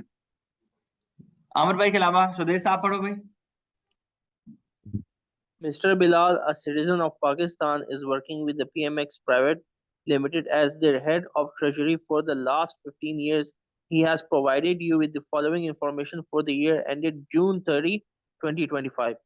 Number 1. His salary was rupees 3 lakh per month inclusive of all allowances till June 30, 2024, which was increased to 4 lakh per month effective from 1 July 2024. Second point, salary and allowances are deposited into each employee's bank account on the 8th working day of the following month. Third, on 31st December 2024, Bilal opted for early retirement and final settlement was made on 8 January 2025. Sudesh इसकी tax year 2025 की income कितनी होगी ये बताओ। Sir अगर 6 लाख से तो कम है फिर तो टैक्सेबल इनकम होगी ही नहीं इसकी। भाईजान गौर से पढ़ लो, फिर गौर से पढ़ लो, बहुत गौर से, बहुत गौर से सर पढ़ लो। 4 लाख पर मंथ है तो अगर हम 12 मंथ्स के साथ मल्टीप्लाई कर दें तो ये 6 लाख से ऊपर हो जाएगी, तो इसके ऊपर टैक्सेबल इनकम आएगा। जो मैं बात पूछना चाह रहा हूँ वो बात आप नहीं पहुंचा पा रहा है, गौर से देख लो। फिर भी मुझे अमाउंट में बताओ, कैलकुलेटर निकाल लो, मोबाइल निकाल लो, ये 2025 की वो टैक्स सैलरी बता दो कितनी बनेगी। Sir 1 minute. सर 24 लाख बनेगी। 24 लाख। बाकी बताएं जी। सर जुलाई से लेके 8 जनवरी तक 6 मंथ्स हो गए तो ये 24 लाख की बनेगी अगर 4 लाख काम लगाए, एग्रीगेट लगाए। ये भी देखना है कि ये उसको सैलरी अगले महीने की 8 तारीख को मिलती है, एक महीने की सैलरी अगले महीने की 8 को मिलती है, ये भी देख लेना है। यस सर, अगर हम जुलाई से लगाए, जुलाई अगस्त सितंबर अक्टूबर नवंबर दिसंबर, तो भाईजान ये हर देखो मोहतरम, मंथ ये देखो, ये देखो, फिर अब ये 27 लाख कैसे बनी है? सर अलाउंसेस नहीं, अलाउंसेस नहीं। स्वदेश साहब, आप शायद इस बात को भूल गए कि सैलरी होती है टैक्सेबल की बेसिस और रिसीव्ड की बेसिस पे टैक्सेबल। सर उसका तो ईयर ही कंप्लीट नहीं हो रहा उसको। ओहो मेरे बच्चे, दिसंबर में छोड़ गया ना, दिसंबर 31 दिसंबर को छोड़ गया ना। जी जी। वो उसने क्या है, टैक्स ईयर 2025 की। अब मुझे बताओ, टैक्स ईयर 25 में पहले महीने मुझे काउंट करके बताओ, ये टैक्स ईयर 25 स्टार्ट कब होगा, पहले तो ये बताए ना। सर वो तो जून जुलाई 2024 से ही स्टार्ट होगा, 2024 24 से जून स्टार्ट होगा, जून से जुलाई से। जुलाई जुलाई 1 सर। जुलाई 1 से, ठीक है, 1 जुलाई 2000। और ये कहाँ तक जाएगा? ये तो जून 2025 तक। 30 जून 2025।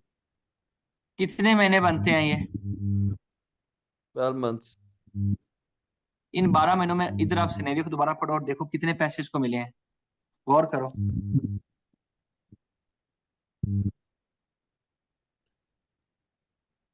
गौर करो, गौर।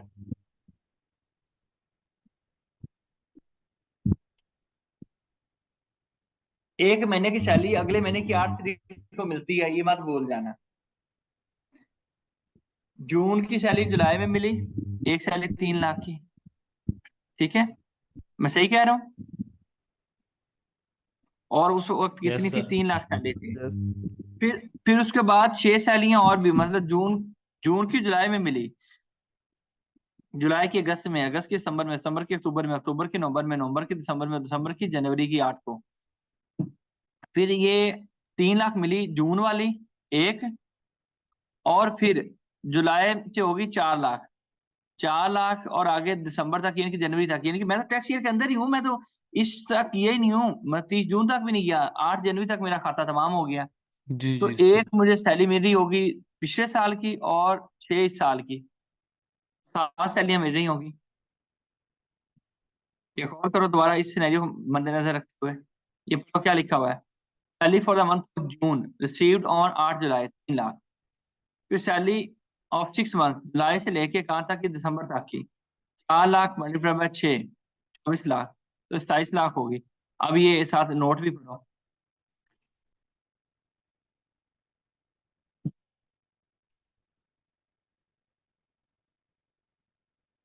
पढ़ो जी नोट, बताएं जी। Salary is Salary is taxed on taxed received basis.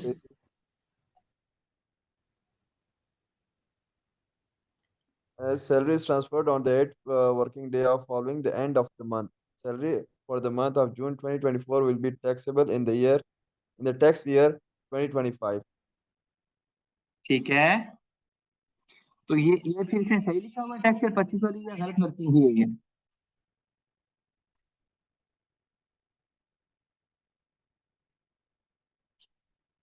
सही किया हुआ है या गलत किया हुआ है? सही है सर। देखना चाहते हो? मैं दोबारा दिखा देता हूँ आपको।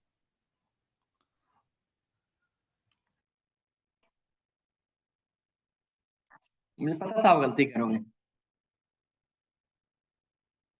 देख लो। जी सर, सुधीर साहब, जी सर, एनालाइज कर रहा हूँ। कर लो, गौर से कर लो।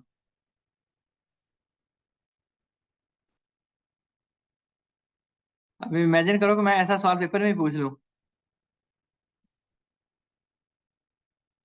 सर अभी कर लेंगे तैयारी सर। अच्छी करनी पड़ेगी फिर तो। तैयारी करनी पड़ेगी, ये इसी तरह ही उनके साथ, उन बच्चों के साथ भी यही हुआ है।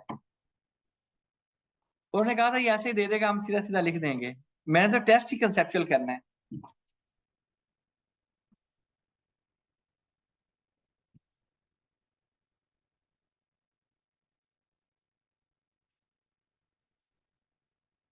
पढ़ लिया सिनेरियो? सर जब जुलाई से शुरू हो रहा है तो 2025 ही आएगा टैक्स ईयर। हाँ, तो लेकिन जून की सैलरी कब आ रही है? सर वो तो रिसिप्ट्स पे आ रही है ना, वो तो 8 तारीख को आ रही है, हाँ, तो 8 को 8 आ रही, जुलाई तो को। वो मैं लूं कि ना लूं? सर वो बिल्कुल ऐसा ही है कि जो जून वाला सैलरी है ना, वो जी मिलेगा जी 8 अगली तारीख को, तो 8 जुलाई 2024 को जब मिल रहे हैं और ईयर 1 जुलाई तो 2024 टैक्स स्टार्टेड, ईयर तो वो 2025 काउंट स्टार्ट हो चुका है, शाबाश, टैक्स ईयर 2025 स्टार्ट हो चुका है। एग्जैक्टली सर, ठीक तो है, वो सर वो काउंट किया जाएगा क्योंकि मिला ही उसे टैक्स ईयर के अंदर ही मिला है 2025 वाले टैक्स यस ईयर में। यस जी भाईजान। सर मतलब ये देखा जाएगा कि किस डेट पे इनकम आ रही है, किस डेट पे भाईजान रिसीव हो गई है। अगर आपको थोड़ा सा मैं तकलीफ दूं तो ये पढ़ो फिर। Salary is taxable on receipt basis, that is, any salary received by an employee in a tax year shall be chargeable to tax. एक लाइन के अंदर कैसी उसने आपको सिनेरियो कैसा बन गया, एक लाइन के ऊपर। जी जी सुदेश साहब, Yes, sir. परेशानी तो नहीं हुई ना? सर थोड़ी बहुत हो गई। हो गई है? Yes sir. नहीं यार, होनी तो नहीं चाहिए। नहीं सर, जाग गए थोड़ा सा। अच्छा सर बड़े मजेदार सिनेरियो था सर। ले अभी तो मैंने इसके अंदर तो इसको टफ किया ही नहीं है। अभी तो ये तो ऐसे हैं, ये तो हमारे वो जो बच्चे जो 12 पढ़ के आए होते हैं ना वो सीए में, ये तो उनको बढ़ाते हैं हम लोग इतना। ये तो हम ये कहते हैं यार ये तो कोई सिनेरियो था। मैं अल्लाह से डर के कहता हूँ कि अल्लाह बड़ा बोलना कर दे, अगर मैं उस लेवल का पेपर बनाऊँ ना तो ये आपके 2-3 बच्चे पास होंगे कंसेप्चुअल वाले। अभी मैंने थोड़ा तो टेस्ट करना है यार, थोड़ा आसान टेस्ट कर लूंगा, लेकिन टेस्ट मैंने ऐसे ही करना है। मैं ये नहीं चाहूंगा कि ये चीज आपको दूं। ये मैं इसके ऊपर सिनेरियो बना सकता हूँ। ये आप देखो, मैं वैसे कह रहा हूँ। अब ये आप जीपीटी से लेंगे, हो सकता है मैं जैसे अभी कमांड दे रहा हूँ मैं वैसे कमांड ही ना दूं।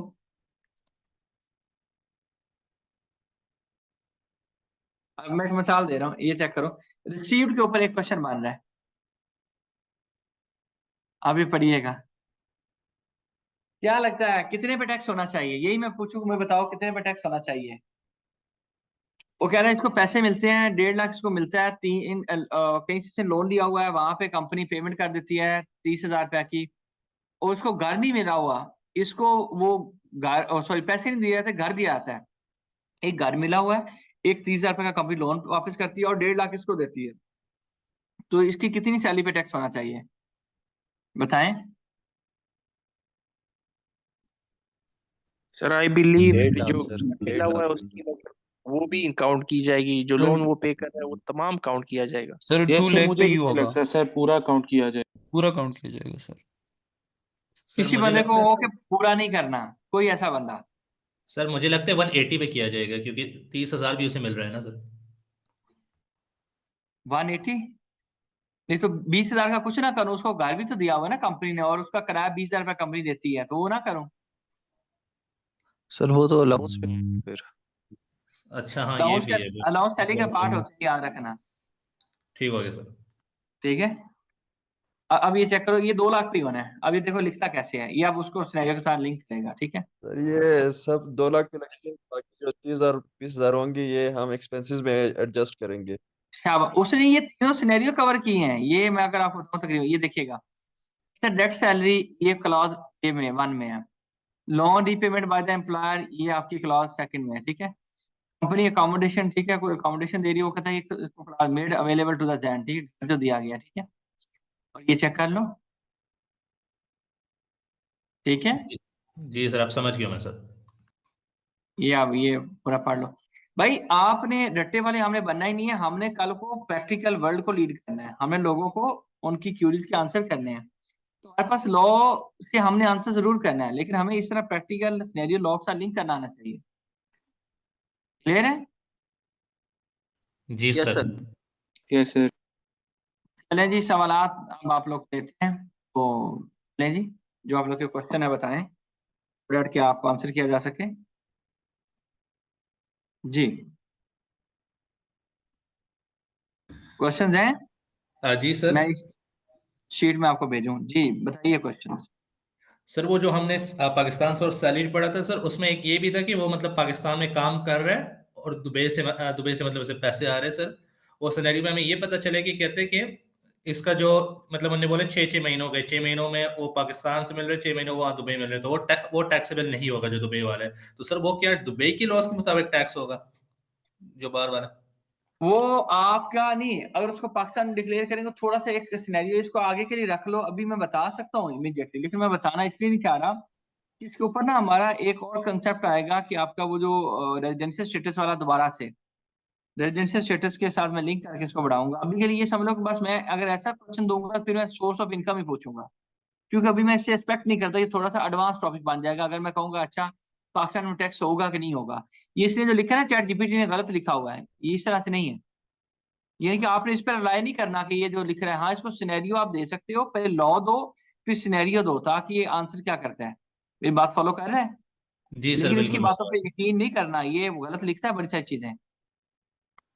जी सर अगर इसको सिनेरियो देते हो तो फिर तो कुछ ना कुछ जवाब देता है, अदरवाइज गलत लिखता है। ठीक है, जी sir thank you. Thank you. किसी और बंदे का क्वेश्चन हो जी? सैलरी में जो हमें इनकम आती है वो इन फॉर्म ऑफ वेजेस और ये तमाम चीजें सर उसमें कवर हो जाती है ना, कि अगर कोई गाड़ी दे दी या कुछ और भाई आपकी आवाज ब्रेक हो रही है, नेट सुरेश बंद हो रहा आवाज है ब्रेक सर। हो रही है आपकी। क्लियर है आप? हाँ हाँ आप ठीक है। सर मैं कह रहा हूँ सैलरी में वो तमाम हो जाती है, जैसे वेतन हो गए या मंथली सैलरी हो, गाड़ी अलाउंस दिया गया और ये वो तो अभी पढ़ने हैं सुरेश, वो अभी पढ़ने हैं, इट्स स्टिल पेंडिंग। ठीक है, वो हम पढ़ेंगे इंशाल्लाह। ठीक सर है, ब्रीफली सर जरा बता दें, ये रिटर्न फाइल करना सर ये क्या था, दोबारा काइंडली बता दें सर। रिटर्न फाइल करना, मैंने कहा जिसने एनटीएन ले लिया उसने रिटर्न फाइल करना है, जिसने भी एनटीएन ले लिया उसने रिटर्न फाइल करना है, और जिसकी इनकम 5 लाख से ज्यादा है उसने इलेक्ट्रॉनिकली फाइल करना है। उससे नीचे वाला मैनुअल फाइल कर सकता है, लेकिन हम मैनुअल फाइल इसलिए नहीं करते, वो खुद ही घुमा देते हैं, जान उसके आगे पीछे कर देते हैं, कहते हैं आपने रिटर्न तो फाइल ही नहीं किया हुआ। ऑनलाइन होता है तो हमारे पास रिकॉर्ड तो होता है ना, एक्नॉलेजमेंट होती है ना। क्लियर हुआ?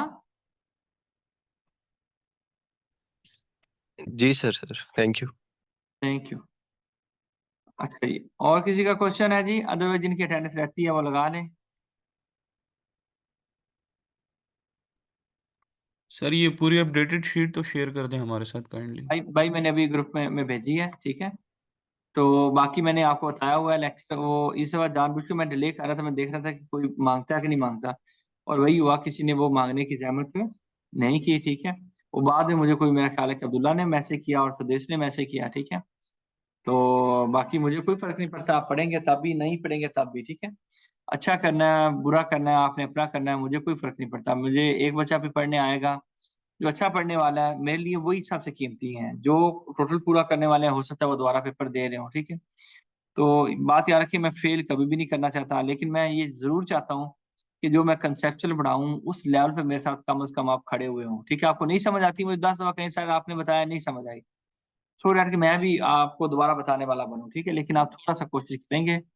ये मैंने इसके ऊपर क्लैरिफिकेशन भी उस दिन दी थी, तो आप इसको टाइम निकालें, थोड़ा सा पढ़ें, बहुत मजेदार सब्जेक्ट है। ठीक है, थोड़ा सा बस पढ़ना पड़ेगा, और इसका प्रैक्टिकल इसकी बहुत वर्थ है, बहुत स्कोप है इसका। तो कोई और जी क्वेश्चन? किसी भी बंदे का क्वेश्चन हो जी? सर एक बंदा जो है अगर वो सैलरी ले रहा है बाहर किसी मुल्क में, तो सर वहाँ पे उसका टैक्स कट रहा है, तो सर अगर यहाँ पाकिस्तान में भी अपने रिटर्न फाइल करता है तो यहाँ पर उसको अपना वो उस सैलरी को उसने शो करना है रिटर्न में सर, या वो ना करे तो कोई नहीं इशू नहीं, नहीं है? ये थोड़ा सा आगे जाने वाली चीज है। ठीक है, अभी नहीं, इसको आगे हम देख लेंगे, लेकिन अभी नहीं। ठीक है, आगे चल के हम इसको जरूर देख लेंगे। ठीक है, इमीडिएटली इसको हम डिस्कस नहीं कर रहे हैं। उसकी वजह ये है कि ये इसके साथ 2-4 कंसेप्ट और भी लिंक्ड है। ठीक है, ठीक है जी। और सर हमने इस क्लासेस में ठीक होगा proper sir, thank you. Return file करनी है, क्योंकि ये तो हमने एक वो एनटीएन जनरेट तो कर दिया है ना। नहीं नहीं नहीं नहीं, एक चीज बताऊं आपको, ये ऐसा नहीं है कि मैं आपको बिल्कुल हाथ से प्रैक्टिकल पढ़ाऊंगा, नहीं। मैं यहाँ पे प्रैक्टिकल के लिए आया भी नहीं हुआ। मुझे आपके जिस सिलेबस के लिए ऑनबोर्ड किया गया है, ठीक है, उसमें भी आप समझे कि मैं मजीद सारा फोकस मेरा कंसेप्चुअल के ऊपर होगा, और आप चाहेंगे तो वो मैं अपने आप को वो ऐसा नहीं चाहता कि कोई नीम हकीम पैदा हुए हुए हों, मैं आधी बातें आपको बढ़ा पाऊँ आधी ना बढ़ा पाऊँ। जितना टाइम है उसमें हम एक हद तक तो चीजें समझ लेंगे। ठीक है, लेकिन ऐसा नहीं हो सकता कि आपको मैं कहूँ कि आप प्रोफेशनल बन जाएंगे। ठीक है, तो जितना मुमकिन हुआ, क्योंकि ये और ज्यादा नहीं कहते। अच्छा, कितने लोग हैं जी जिन्होंने मुझसे प्रैक्टिकल ट्रेनिंग ली हुई है? कोई क्लास में लोग हैं? जी सर, मैं हूँ।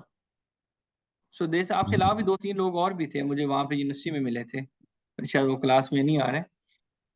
तो सुदेश साहब आप मुझे ये बताएं कि आपने कितने महीने क्लासेस ली हैं मुझसे पहले प्रैक्टिकली? सर 4 महीने क्लासेस ली थी। पूरे 4 महीने हुई थी या ज्यादा महीने हुई थी? सर वैसे ज्यादा आपने पढ़ाया था। पढ़ा था नहीं, वैसे वो कमिटेड 4 महीने था, लेकिन कितने महीने पढ़ा था, कोई एक्सपेक्टेड कोई अंदाजा हो आपको? सर 5 मंथ्स तक तो चला गया था, लेकिन उसमें आपने फिर एक्स्ट्रा क्लासेस पढ़ाई थी। उसमें एक्स्ट्रा पढ़ाई थी। मुझे बताओ कितनी फीस आपने दी थी? सर 18,000। अच्छा, और उन 4 महीनों की ऐसे ही है? ऐसी है, बिल्कुल ऐसी है। अब सुदेश साहब यहाँ पे बैठे, मैं एक बात कर रहा हूँ, ठीक है, ये नहीं कि कोई डायरेक्ट मेरा आपका कोई राब्ता था वैसे? नहीं सर, फर्स्ट टाइम मैं आपको अप्रोच ही नहीं किया था, मैंने तनवीर साहब को किया था जो उधर कोऑर्डिनेटर थे। ठीक है, तो ऐसी क्या वजह थी कि आपको ये जरूरत महसूस हुई? मैं वैसे पूछना चाह रहा हूँ कि आप इधर, आपने कहा कि प्रैक्टिकल ट्रेनिंग ली जाए, फिर आपने क्या समझा, क्या आपको फील हुआ आके? सर पहले तो टैक्स के नाम से ही खौफ था, टैक्स फोबिया जिसे हम कहते हैं। तो ठीक है। फिर सर ऐड देखा मैंने फेसबुक में, एंड सीनियर भी यही कहते थे कि आप टैक्स में बड़ा स्कोप है, टैक्स में अंडरस्टैंडिंग होनी चाहिए। फिर सर जब आपकी क्लासेस ली तो आपने थ्योरी बेसिक और एडवांस मिक्स कर दिया और ऐसे समझाया कि जिन लोगों को अकाउंटिंग नहीं आती, या मतलब एक ऐसा लफ्ज जैसे ऑडिट, डिबेंचर, ये नई चीजें थी, नई टर्मिनोलॉजीज थी मेरे लिए। और मैंने पढ़ा भी और खुद भी ज्यादा पढ़ा है। मतलब ये सिर्फ क्लासेस लेने की हद तक नहीं, मैंने खुद भी उसके ऊपर रिसर्च की थी कि अगर कोई टर्मिनोलॉजी यूज हो रही है इसके पीछे एक मकसद क्या है। तो साथ साथ खुद भी पढ़ रहा था और आपकी क्लासेस को भी टैली कर रहा था, तो मुझे इंशाल्लाह बहुत फायदा हुआ है अभी भी। और ये जो चीजें आप पढ़ा रहे हैं सर, ये रिवीजन है मेरे लिए। तो इसमें प्रैक्टिकली आपको क्या लगता है, मैंने आपके सामने कितने कितने प्रोफेशनल लोग थे, आपको पता है कराची से लोग थे, मुल्तान से सर थे, आपको पता है? 70% प्रैक्टिकल था। हाँ जी। तो उसमें वैसे मैं ये पूछना चाह रहा हूँ नाराजगी के बगैर, वो आपकी राय इसलिए ले रहा हूँ, आप यूनिवर्सिटी में जितना पढ़ते हो और जो मैंने पढ़ाया है वो कितनी चीजें थी जो मैंने आपको अपने कोर्स में बढ़ा दिया था, एक वैसे बता रहा हूँ, पूछना चाह रहा हूँ। सर जमीन और आसमान का फर्क है, लेकिन यूनिवर्सिटी में आप कंसेप्चुअल के हद तक बेहतरीन पढ़ा रहे हैं। जो आप मतलब एडवांस वो प्रैक्टिकली चीजें पढ़ा रहे थे, उसमें आपने शेयर स्क्रीन की और सारी एक एक चीज, एक एक टैब को टैली किया, बताया, फिर उसके पीछे रीजन बताई, लॉज भी बताए कि आपने प्रैक्टिकली कैसे एग्जीक्यूट करना है और ये प्रैक्टिकली इस तरह क्यों एग्जीक्यूट होता है। जैसे एनटीएन का आपने बताया कि 2015 के बाद एनटीएन सीएनआईसी है, क्यों सीएनआईसी है, किस तरह है और किधर हमने इंटर करना है, वो सारा प्रिस्क्राइब फॉर्म और ये चीजें आपने बताई थी, प्रैक्टिकली शो भी किया था और लॉ की रीजंस वगैरह भी, लॉजिक भी दी थी पीछे। अच्छा चलें, एक और चीज मुझे बता दें, प्रैक्टिकली पॉसिबल है जिस इन डेप्थ में, और जितना वो लोग, मुझे 2-2 घंटे आप क्लास कर रहे होते थे, 2.5 घंटे की भी क्लास गई है, 2.25 घंटे भी गई हैं, तो उतना इन क्लासेस में प्रैक्टिकली आपके सिलेबस सोसाइटी को मद्देनजर रखते हुए क्या उसको करना उतना मुमकिन है? नहीं सर, क्योंकि वो कभी कभार 3 घंटे तक भी क्लास होती थी और हमें लेना पड़ता था क्लास। तो ये 1 घंटे की बात नहीं है सर, एक और घंटे उसमें वीटो पावर सारी मेरे पास होती थी, आपको पता होगा। ऐसी है बिल्कुल सर। वो हमारे सीनियर हजरात कहते थे सीनियर सिटीजन्स के क्लास नहीं होनी चाहिए 3 घंटे ऐसे की। ही। तो भाई ये स्वदेश से हमने पूरी दबा के फीस ली थी, ठीक है, कोई इसको भी माफी नहीं दी, ठीक है, आपके सामने बैठा हुआ है, इससे आप, वैसे मैं ये नहीं कोई कंपनी की मशहूरी के लिए नहीं बैठा हुआ यहाँ पे, वो एक वैसे बताने चाह रहा हूँ कि इनसे पूछिएगा कि कितनी चीजें हमने पढ़ी और कितना कुछ था, ठीक है। तो मैं आपको ये बताता चलूं कि इसका एक वर्क है, लेकिन इतनी कम चीजें नहीं है जितनी आपको बता दिया किसी ने कि अच्छा रिटर्न फाइल करना है, सिर्फ टैक्स कंसल्टेंसी है, उसमें बहुत कुछ है। तो आपको बताता चलूं प्रैक्टिकली, एक मैं एक लेक्चर आपको दिखाता हूँ हमारे अपने उस पे यूट्यूब चैनल पे। अभी जो मेरे उस्ताद हैं सुदेश साहब, सुफियान साहब एग्री हो गया है मास्टरिंग टैक्स नोटिस के ऊपर, ठीक है ना, तो उनको मैंने एग्री किया है। तो अभी बल्कि आप ये काम करना सुदेश, ये एक लेक्चर अपलोड हुआ है ये इसके ऊपर, इसके सेल टैक्स के ऊपर, ठीक है ना, तो इसको विजिट कीजिएगा। लिटिगेशन का थोड़ा सा, लेकिन है तो थोड़ा ही, लेकिन इसको विजिट करना है आपने, ये वाला, ठीक है ना। तो ये यस सर। 3 घंटे की क्लास हुई है, ये अभी इस सैटरडे को ही है। इसको आपने ना स्वदेश, इट्स रिकमेंडेड फॉर यू कि आपको क्योंकि बड़ी सारी चीजें पता है, तो इसको आपने लाजमी क्लास को लेना है, ठीक है ना। Yes sir. ठीक है, तो इसको अटेंड कीजिएगा, ठीक है ना। इंशाल्लाह सर। या अभी वो सारे, बल्कि ये सारे स्टूडेंट ही हैं डिफरेंट किस्म के हमारे, ठीक है ना। अब ये बंदा माशाल्लाह, इसके अपना चैनल देखो, इस लड़के का टैक्स को 5 सोल्यूशन, इस बंदे का अपना चैनल देखो, कोई 37-38, इसके अपना ये देख लो कि इसके वो हैं, ठीक है। और ये सारे ये काम कर रहा है, ठीक है। लेकिन ये माशाल्लाह से ये मेरा स्टूडेंट है हसनैन मलिक ना। तो इस तरह से खैर there are hell of things overrated commitments नहीं कर सकता आपके साथ, वो कमिटमेंट कर सकता हूँ जो वैलिड होंगी, ठीक है। तो खैर इट्स अप टू यू, जो जितना सीखना चाहेगा, जितना सीखने आया उसको फायदा होगा। बाकी भाई आपकी मर्जी है, हम कोई कंजूसी नहीं करेंगे, लेकिन ये जरूर है कि हमें टाइम का भी ख्याल रखना है। फिर मैंने पेपर बनाना भी है, पेपर को टेस्ट भी करना है, सिर्फ प्रैक्टिकल को मैं टेस्ट नहीं कर सकता, और ना ही मैं प्रैक्टिकल उस लेवल पे जाके बढ़ा सकता हूँ। मैं पूरा सेशन भी आपको प्रैक्टिकल सिखाऊं ना, शायद फिर भी चीजें ज्यादा होंगी, क्योंकि बड़े सारे लोगों का मैथ का बैकग्राउंड नहीं है। तो मुझे ऐसे लेके चलना होगा कि मैथ का बैकग्राउंड के साथ के वो उनको ऐसे चलाऊं कि उनको अकाउंटेंसी का भी कुछ ना कुछ इल्म हो, ठीक है। हाँ, ये मैं जरूर ठीक करता हूँ कि जिन लोगों ने कल को आप यूनिवर्सिटी में से कुछ टैक्स की प्रैक्टिकल ट्रेनिंग्स चाहिए होंगी, तो उसके लिए मैं अलग से कोई बैच प्लान करूंगा, वो मैं फ्री में बिल्कुल नहीं दूंगा, पेड ट्रेनिंग दूंगा। और वो इसलिए बता रहा हूँ कि ताकि आप लोग भी जब पैसे दें, आपको भी थोड़ी सी तकलीफ हो कि यार पैसे दिए हुए हैं, आप क्लास में अटेंशन के साथ बैठे हैं। ये स्वदेश ने भी जब पैसे दिए होंगे, मेरा नहीं ख्याल कि स्वदेश ने कोई क्लास भी मिस की है, ठीक है। शायद 1-2 क्लासेस जब इसके पेपर थे, ये कहता था कि सर मैं आज वो पेपर की वजह से नहीं हूँ। क्यों? क्योंकि वजह ये होती है, जब हम पैसे देते हैं तो हमें उस चीज की वक़्त का भी अंदाजा होता है। फ्री में यही सेमिनार करवा दो तो किसी बंदे को एहसास ही नहीं होता। इसकी एक सबसे बड़ी मिसाल ये है कि मैं आप लोगों को पढ़ा रहा हूँ, तो ये क्लास की सीरियसनेस ये है, 3 बैचेस में से टोटल 29 बच्चे और इंक्लूडिंग मी यानी कि 28 बच्चे बैठे हुए हैं, सिर्फ 28 बच्चे। आगे आप अंदाजा कर लें। चलें जी, शीट मैंने भेज दी, कोई और किसी भी किस्म का सवाल हो किसी भी बंदे का, तो मैं जवाब देने के लिए तैयार हूँ। जी, है क्वेश्चन किसी का? चैलेंज अगर नहीं है तो इजाजत चाहता हूँ आप लोगों से। अल्लाह हाफिज। अल्लाह हाफिज थैंक सर। यू। हाफिज सर। अल्लाह हाफिज। अल्लाह हाफिज। Thank you.